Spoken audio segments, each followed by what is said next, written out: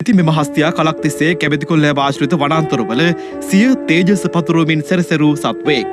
මීට සති එකහමාරකට පමණ පෙර කැබැතිකොල්ලෑව නබඩව අසල වනයකදී තවත් ඇතෙකු හා අතර ඇතු ඇත්පොරයකින් පසු මහේශාක්‍ය ඇතු බරපතල තුවාල ලබා තිබුණා.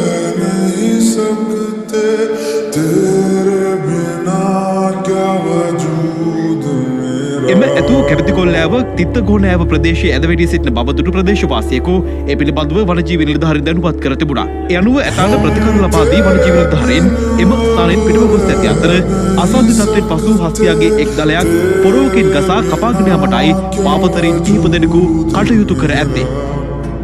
तुझसे जुदा अगर हो जाएंगे तो खुद से ही हो